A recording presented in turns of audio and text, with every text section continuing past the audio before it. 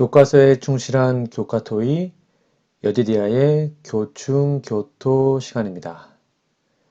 오늘은 제4과 내 하나님 여호와를 사랑하라 라는 제목으로 하나님 말씀을 함께 연구하도록 하겠습니다.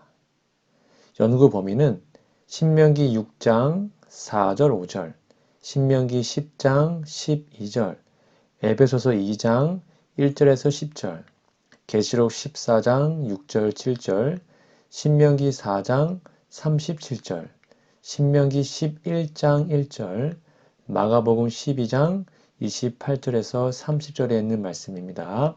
여러분 성경 본문을 꼭 읽어 주시고 성경 본문과 함께 교과서를 공부하시면 좋겠습니다. 기억절 신명기 6장 5절인데요. 너는 마음을 다하고 뜻을 다하고 힘을 다하여 내 하나님 여호와를 사랑하라. 신명기 6장 5절 말씀입니다. 우리 기억절 노래 들으시고 이어서 말씀 연구를 진행하도록 하겠습니다. 사기 사과. 너는 마음을 다하고 뜻을 다하고 힘을 다하여 내 하나님 여호와를 사랑하라. 신명기 6장 5절.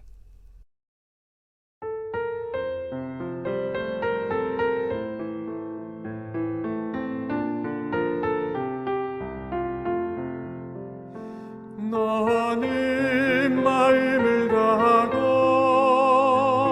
뜻을 다하고 힘을 다하여 내 하나님 여호와를 사랑하라. 너는 마음을 다하고 뜻을 다하고 힘을 다하여 내 하나님 여호와를 사랑하라. 신명기 6장 5절. 10월 17일 일요일입니다. 제목은 하나님을 사랑한다는 것. 교과서 질문해 보시면 신명기 6장 4절 5절을 읽어보라. 하나님께서 5절에서 이스라엘 백성들에게 어떤 명령을 주시는가? 그 명령이 어떤 의미인가? 어렵지 않죠? 성경절 그대로 한번 쓰면 될 것 같습니다. 네, 정답은 마음과 뜻과 힘을 다하여 여호와 하나님을 사랑하는 것이 그 명령의 중요한 의미입니다. 옆에 있는 묵상 질문을 보시면 하나님을 사랑하는 일에 있어 개인적인 선택과 충성이 중요한 이유는 무엇입니까? 여러분의 답을 적어보세요. 네, 엄밀히 따져 생각하면 부모와 자녀의 관계는 철저히 개인적이죠. 하나님과 그분의 자녀인 우리와의 관계도 개인적입니다. 개인적으로 이루어지지 않는 사랑은 사랑이 아니라 그저 관념일 뿐입니다. 세상에 사는 사람들은 어떤 형태로든지 관계를 형성하게 되어 있습니다. 그렇죠? 그래서 사회적 동물, 사회적 존재라고 사람들을 일컫습니다. 이 관계는 윤리적이고 도덕적이어야 합니다. 크게 나누면 이해의 관계와 사랑의 관계가 아닐까 생각하는데요. 사랑의 관계는 남녀 사이의 애정 관계, 부모 사이의 우애가 있지만 부모와 자녀 사이는 혈연 관계로 특별히 피로 맺은 사랑이 있죠. 이 사랑이 사람 사이의 사랑의 기초요 근본입니다. 부모는 자녀가 잘못해도 불쌍히 여기는 마음과 눈길로 대하죠. 혈연이 아닌 사람들이 손가락질을 해도 부모는 그런 자식을 불쌍히 여깁니다. 이것은 피로 연결된 생명을 나누었기 때문이죠.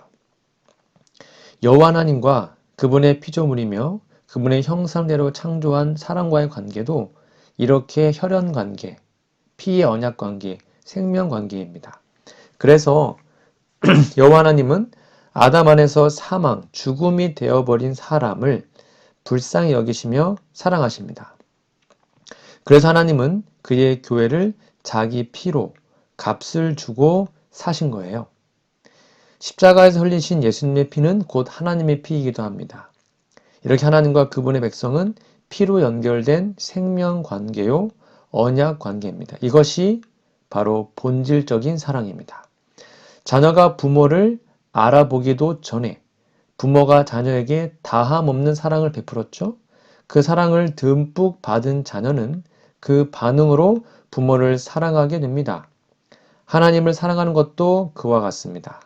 우리가 사랑함은 그가 먼저 우리를 사랑하셨음이니라. 어찌 이 놀라운 사랑을 우리가 거절할 수 있겠습니까? 이 사랑을 깨닫는 사람은 우리도 하나님을 사랑하게 될 것입니다. 일요일 예르신의 권면입니다. 말씀을 통해 하나님을 사랑하게 됨. 말씀의 빛을 주의 깊게 연구하면 양심의 소리 곧 성령의 활동이 전인 곧 몸과 마음과 영을 구속하기 위하여 자신을 중심으로 완전히 희생하신 그리스도에 대한 진정한 사랑이 마음속에서 일어나게 해준다. 그리고 사랑은 순종으로 나타난다. 하나님을 사랑하고 그의 계명을 지키는 자들과 그분을 사랑하지 않고 그분의 계명을 무시하는 자들과를 구별하는 선은 분명하고 뚜렷할 것이다. 증언보감 2권 389페이지에 있는 말씀입니다. 10월 18일 월요일입니다. 제목은 하나님을 경외한다는 것. 1번 질문해 보시면 신명기 10장 12절을 읽어보라. 이 성경절은 사랑과 경외에 대해 무엇이라고 말하고 있으며 우리는 그 말을 어떻게 이해하는가? 네, 짧은 구절이니까 읽어보시고 답을 적어보세요. 네, 정답은 경외는 존경하여 조심스럽게 대하는 것을 나타냅니다. 그래서 하나님을 존경하는 것이 바로 하나님을 사랑하는 것임을 가르쳐주고 있습니다. 밑에 질문 볼까요? 에베소서 2장 1절에서 10절을 읽어보라. 이 성경절이 우리가 어떻게 하면 하나님을 경외하는 동시에 사랑할 수 있는지에 대하여 이해하는 것을 어떻게 도와주는가? 읽어보시고 답을 적어보시기 바랍니다. 정답은 진노의 자식을 은혜로 사죄하시고 하나님 앞에서 자녀 삼아 살게 하셨으니 존경하며 높일 수밖에 없고 영원한 생명을 회복하여 영생하게 하셨으니 사랑하지 않을 수 없죠. 옆에 있는 묵상 질문을 볼까요? 요한계시록 14장 6절 7절을 읽어 보십시오. 세상을 향한 마지막 기별 가운데 하나님을 두려워하라는 명령이 하나님의 첫 번째 명령이라는 사실을 어떻게 이해해야 할까요? 한번 읽어보시고 여러분의 답을 적어보세요. 네, 두려워한다는 것은 하나님을 하나님으로서 공경하는 정신과 태도를 뜻하죠. 그것이 곧 경외의 의미입니다. 누구를 경외한다는 것은 그분을 대하는 것이 그분의 가치에 합당하게 대하는 것을 뜻하는 것입니다. 무슨 말이냐면 부모를 대하는 태도가 길 가다가 만난 그냥 아무나 모르는 사람을 대하듯 하면 그건 부모를 무시하는 거죠. 경외의 첫 걸음은 그 상대방을 무시하지 않는 것입니다. 우리 하나님을 하나님으로 대접하지 않으면 경외의 첫 걸음도 떼지 않는 상태입니다. 우리는 때때로 하나님이 안 계시는 것처럼 말하고 행동하고 감정을 쏟아냅니다. 이것은 하나님을 무시하는 것입니다. 예수님께 돌지라는 것이죠. 하루하루 삶을 돌아보면 하나님을 무시하고 성령님께 근심을 끼치고 예수님을 욕되게 한 것이 한두 건이 아니죠. 우리는 정말 삼위일체 여호와 하나님 그분을 경외하는 것을 배우고 훈련해야 할 것입니다. 그래서 마음과 뜻과 힘과 정성을 다하여 사랑하게 되죠. 경외하지 않으면 사랑하지 못합니다. 어쩌면 동정과 연민으로 대할 수 있을지는 모르지만 사랑은 힘들죠. 성경의 하나님, 전능하신 여호와께서 우리의 동정과 연민의 대상입니까? 그런 사랑이라면 바로 하나님을 무시하는 것입니다.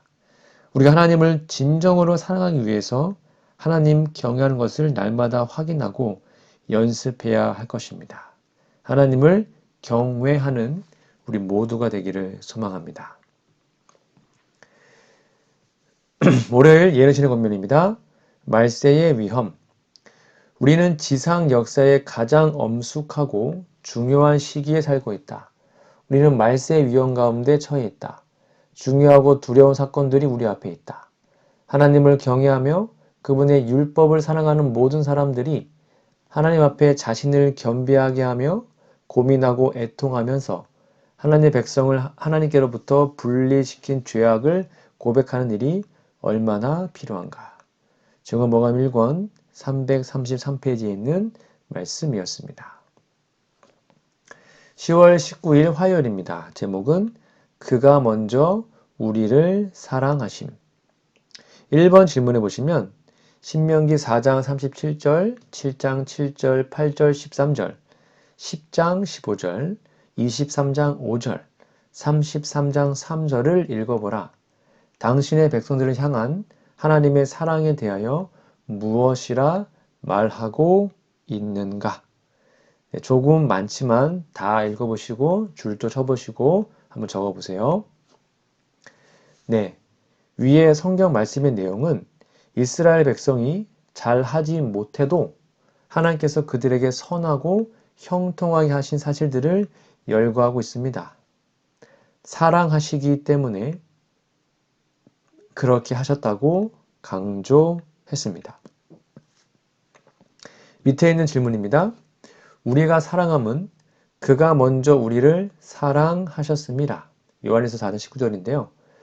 우리가 왜 하나님을 사랑해야 하는지에 대해 이해하는데 이 성경절은 어떤 도움을 주는가? 어떤 도움을 줄까요? 네, 사람들에게는 진정한 사랑이 없습니다. 다만 하나님의 사랑을 받을 때 그 사랑으로 반사하는 사랑을 하나님께 돌려드리는 것입니다. 옆에 있는 묵상 질문입니다. 하나님이 사랑이 아닌 증오 또는 무관심한 하나님이셨다면 어땠을까요? 우리가 살고 있는 세상은 어떤 모습일까요? 우리를 향한 하나님의 사랑에 대한 분명한 계시가 주어졌음에 기뻐해야 하는 이유는 무엇일까요? 한번 밑에 답을 적어보시기 바랍니다. 네, 하나님이 사랑이 아니시라면 이 지구와 그 가운데 모든 것은 이미 소멸하고 없어졌을 것입니다. 성경에 계시한 하나님의 사랑의 본질은 죽은 자에게 생명을 주셔서 영생하게 하시는 것입니다. 아담의 후손으로 이 세상 모든 사람은 영원한 생명을 잃어버려서 육체의 생명만 가지고 있는 하나님의 눈에는 죽은 자들입니다. 그들은 원래 하나님의 형상대로 지음을 받는 영생할 수 있는 존재들이었죠. 그러나 이제는 영원히 존재할 수 없는 죽음의 존재들이 된 것입니다. 그래서 생명이신 여호와 하나님은 그들을 살려서 영생하게 하시려는 하나님, 생명의 본질을 드러내셨습니다. 하나님이 세상을 이처럼 사랑하사 독생자를 주셨으니 이는 그를 믿는 자마다 멸망치 않고 영생을 얻게 하려 하심이라. 하나님이 세상을 이처럼 사랑하신 그 결과는 영생을 얻게 하는 것입니다. 그러므로 하나님의 사랑의 본질이 생명을 주어 영생을 하려는 것임을 깨달을 수 있죠. 이 사랑은 생명 자체이신 분 외에는 나타낼 수 없는 본성입니다. 예수를 믿는 우리는 예수님께 이 영생의 생명을 받았습니다. 그래서 우리도 하나님처럼 사랑할 수 있는 존재가 되었습니다. 이것을 우리가 사랑하는 것은 그가 먼저 우리를 사랑하셨기 때문이라고 기록한 것이죠. 그러므로 형제를 사랑하지 않는 자는 죽음에 있는 자이고요. 형제를 사랑하는 것으로 사망에서 생명을 옮긴 것을 증명해야 됩니다. 쉽게 말하면 우리가 진짜로 구원받고 생명을 가지고 있다면 이제는 우리는 사람을 사랑하게, 하나님을 사랑하게 된다는 거죠. 자, 그러면 여러분, 우리는 참으로 형제 사랑하는 것으로, 즉 우리의 이웃을 사랑하는 것으로 하나님을 사랑한다는 사실을 증명하고 있습니까? 예수님이, 하나님이 먼저 우리를 사랑하셨다는 사실을 기억하고 이제 우리는 하나님을 사랑하고 이웃을 사랑하는 모두가 되었으면 좋겠습니다. 화요일 예언의 본문입니다. 마음에 그리스도께서 거하시는 증거. 그리스도께서 거하시는 마음에는 사랑의 결핍이 일어날 수 없다. 하나님 우리를 먼저 사랑하셨기 때문에 우리가 그분을 사랑한다면 우리는 그리스도께서 생명을 버리기까지 사랑하신 모든 사람들을 사랑해야 할 것이다. 우리가 그리스도와 연결되면 우리는 우리의 동료 인간들과도 사랑의 근고리로 연결될 것이다. 실물교훈 384페이지에 있는 말씀이었습니다.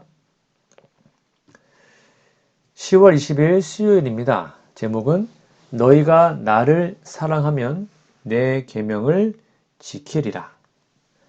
자, 1번 질문해 보시면 아래 성경절들이 가지고 있는 공통된 주제는 무엇인가? 여러분 책에 다 나와 있습니다. 신명기 5장 10절, 신명기 7장 9절, 10장 12절, 13절, 신명기 11장 1절, 신명기 19장 9절. 여러분 교과서에다가 한번 다 찾아서 적어보시고 한번 답을 찾아보시기 바랍니다. 공통된 주제, 네, 바로 하나님을 사랑하고 그의 명령을 지킬 때 복을 더하실 것이다. 이것이 바로 공통된 주제였습니다. 옆에 있는 묵상 질문해 보시면 하나님께 대한 사랑이 순종의 올바른 동기가 되어야 하는 이유는 무엇입니까? 네, 한번 답을 적어보세요.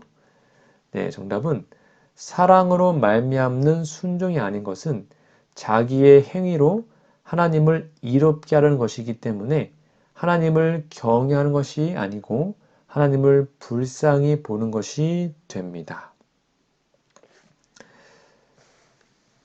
많은 사람들이 하나님을 사랑하는 것과 이웃을 사랑하는 것이 계명을 지키는 것과 상관없다고 생각합니다. 그러나 여러분 요한복음 14장 15절이나 요한 1서 5장 3절은 하나님을 사랑하는 것이 그분의 계명을 지키는 것이라고 가르칩니다. 즉 사랑하기만 하면 되기 때문에 하나님의 계명이 패했다라는 것은 사랑을 패한 것과도 같은 거예요. 여러분 사랑에는 방법이 있죠. 그냥 사랑한다는 말만으로는 사랑이 되지 않습니다. 나 사랑해 사랑해 말만 한다고 사랑한 게 아니죠. 사랑한다고 말을 하면 반드시 행동으로 그 사람을 사랑하는 모습이 드러나게 됩니다. 그러니까 사랑한다고 말해놓고 맨날 때린다면 그건 사랑하는 게 아니잖아요. 그런데 하나님께서 지키라고 말씀하신 계명을 십자가에서 완성하고 패했다고 주장하면서 사랑만 하면 된다. 이거는 앞뒤가 전혀 맞지 않는 것입니다. 여러분 십자가 이후에도 십계명은 패하지 않았습니다. 요한일서 5장 3절은 하나님을 사랑하는 것은 그분의 계명을 지키는 것이라고 분명히 말씀합니다. 그분의 계명을 지키는 것이 하나님을 사랑한다는 표시가 되는 것입니다. 우리가 우리의 배우자를 사랑한다면 배우자를 위해서 배우자의 뜻대로 도와주겠죠. 누가복음 7장에 기록된 죄인 여자는 눈물로 예수님의 발을 씻기고 머리털로 닦았습니다. 그것을 보던 시몬은 그 여자가 죄인인데 자기의 발을 만져도 아무렇지도 않게 여기는 예수님이 과연 하나님의 아들 맞아? 이렇게 의심했죠. 그때 예수님은 500데나리온 빚진 자와 50데나리온 빚진 자 둘 다 탕감해 줬을 때 누가 더 사랑하겠냐라고 물어봤죠. 그러자 시몬이 많이 탕감받은 자라고 대답합니다. 그러자 이 여자는 많은 죄를 사함받았기 때문에 예수님을 사랑하는 마음이 너보다 더 커서 이렇게 사랑을 행동으로 실천했다라고 지적하셨습니다. 무슨 말이에요? 용서함을 많이 받으면 더 많이 사랑하게 되는 것이죠. 누가복음 7장 47절에 보면 이러므로 내가 너에게 말하노니 저의 많은 죄가 사하여졌도다. 이는 저의 사랑함이 많으니라. 사함을 받은 일이 적은 자는 적게 사랑하느니라고 하셨습니다. 여러분, 사랑은 행동으로 나타납니다. 하나님을 사랑하는 것은 그분의 계명을 지키는 삶으로 나타나는 것입니다. 이 말씀, 우리가 하나님을 사랑한다면 하나님의 계명을 지키게 된다는 이 말씀이 꼭 적용되기를 소망합니다. 수요일 예르신의 본문입니다. 하나님을 사랑함은 계명을 순종함으로 나타남. 모든 계명이 사람과 하나님께 대한 사랑으로 요약되어 있으므로 한 계명을 범하면 이 원칙을 범하지 않을 수 없게 되어 있다. 우리 주님은 처음 4계명이나 나머지 6계명을 다 거룩하고 완전한 것으로 나타내시고 하나님께 대한 사랑은 그분의 모든 계명에 대한 순종으로 나타날 것이라고 가르치신다. 시대의 소망 607페이지에 있는 말씀이었습니다. 우리 마지막 목요일입니다. 10월 21일 목요일 제목은 첫째 되는 계명. 1번 질문해 보시면 마가복음 12장 28절에서 30절을 읽어보라. 모든 계명 중에 첫째 되는 계명에 대해 어떤 질문을 하였는가? 예수님께서 어떻게 대답하셨으며 어디서 그 답을 가져오셨는가? 정답은 뭘까요? 네, 바로 신명기 6장 4절 5절에서 그 대답을 가져오셨습니다. 하나님을 사랑하고 이웃을 사랑하는 것. 자, 묵상 질문 볼까요? 네, 하나님을 온 힘을 다하여 사랑하는 것도 포함됩니다. 자, 묵상 질문을 보시면 마지막 때 하나님과 세상 사이에서 우리의 선택을 좌우하는 결정적인 요소는 무엇일까요? 무엇일까요? 네, 정답은 하나님의 계명과 예수 믿음을 지키는 것입니다. 계시록 14장 12절 말씀이 아주 중요한 말씀입니다. 예수님은 어느 계명이 크냐는 질문을 받았을 때 신명기 6장 4절 5절을 인용하셨습니다. 마음과 뜻과 힘을 다하여 여호와 하나님을 사랑하는 것이 크고 첫째 되는 계명이고요. 또 성경은 하나님을 사랑하는 것은 하나님의 계명을 지키는 것이라고 기록하였죠. 하나님을 사랑하는 크고 첫째 되는 계명은 10계명의 1에서 4번째까지의 계명을 요약한 것이고요. 하나님을 사랑하면 하나님 외에 다른 신을 섬길 수 없죠. 또 우상을 만들거나 절할 수 없게 되고요. 하나님의 이름을 존귀하게 거룩하게 여기며 제7의 안식일을 거룩하게 지키게 됩니다. 하나님을 사랑하는 것은 하나님의 생명이 그 사람 속에서 역사하기 때문에 그 생명의 본성인 사랑이 감정과 태도로 드러나게 됩니다. 이것이 짐이 되지 않는 것은 생명력이 그렇게 활동하기 때문입니다. 살아있는 사람이 음식을 먹는 것이 짐이 아니라 즐거움이죠. 그와 같이 예수님의 생명, 곧 영생하는 생명으로 사는 사람은 그 생명의 성질이 사랑이기 때문에 사랑이신 하나님의 계명을 지키는 것이 짐이 아니에요. 너무 행복한 것입니다. 말씀에 순종하는 것이 즐겁게 되는 것이죠. 하나님을 사랑하기 때문에 계명을 지키지 않아도 된다는 것은 결국 자기 마음대로 생각한 것을 주장하기 때문에 자기가 하나님이 되는 것입니다. 참으로 두려운 일이죠. 그러므로 첫째 되는 계명, 하나님을 온 마음을 다하여 사랑하고 우리의 이웃을 내 몸처럼 사랑하라는 이 놀라운 계명이 우리의 삶에 잘 실천되기를 소망합니다. 목요일 예르신의 권면입니다. 하나님을 가장 사랑함. 예수께서 가라사대 내 마음을 다하고 목숨을 다하고 뜻을 다하여 주 너희 하나님을 사랑하라 하셨으니 이것이 크고 첫째 되는 계명이요 첫네 계명은 하나님께로부터 애정을 분리시키는 것을 용납하지 않는다. 어떤 것도 우리가 하나님 안에서 누리는 가장 큰 기쁨에서 분리시키거나 나누도록 허용되어서는 안 된다. 하나님을 가장 사랑하는 그 일에서 애정을 분리시키거나 심령을 떠나게 하는 것은 무엇이나 어떤 형태의 우상이 된다. 교회 증언 1권 289페이지에 있는 말씀입니다. 네, 오늘은 제4과 내 하나님 여호와를 사랑하라는 제목으로 함께 말씀 연구를 진행했는데요. 연구 범위 성경 본문을 꼭 읽어주시고 기억절도 외워주시면 감사하겠습니다.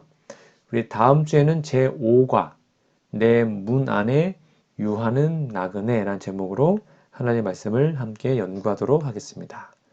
기도하고 오늘 공부를 마치겠습니다. 하늘에 계신 우리들 아버지, 돌이켜볼 때 세상의 것들과 하나님 사이에서 저울질하며 주저했던 때가 얼마나 많았습니까? 우리를 향한 하나님의 신실하신 사랑을 기억하며 우리의 마음과 성품과 힘을 다해 하나님을 사랑할 수 있도록 은혜를 내려주시옵소서.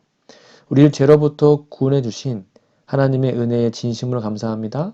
그 은혜에 반응하여 하나님을 사랑할 뿐만 아니라 하나님께서 받으시기에 합당한 존경과 경배를 돌려드리는 그리스도인이 되게 하여 주시옵소서. 우리가 이 세상에 존재하기 전부터 우리를 사랑해 주시고 우리를 위해 목숨을 내어주신 하나님의 사랑에 진심으로 감사합니다. 그 사랑을 마음으로 깨달아 알 수 있게 하여 주시고 그 사랑에 기쁨으로 반응하게 도와주시옵소서. 너희가 나를 사랑하면 나의 계명을 지키리라고 하신 하나님의 말씀이 마음속 깊은 곳에 자리 잡게 하여 주셔서 하나님의 뜻에 온전히 순종하여 사는 것이 우리의 삶의 가장 큰 기쁨이 되게 하여 주시옵소서. 목숨을 걸고 하나님을 향한 우리의 사랑을 표현할 만큼 우리가 진심으로 하나님을 사랑하고 있는지를 다시 한번 살피도록 도와주시고 그런 사랑이 혹시 부족하다면 오늘 이 시간 주님으로부터 받는 사랑으로 넉넉하게 만들어 주시옵소서. 예수님의 이름으로 간절히 기도합니다. 아멘.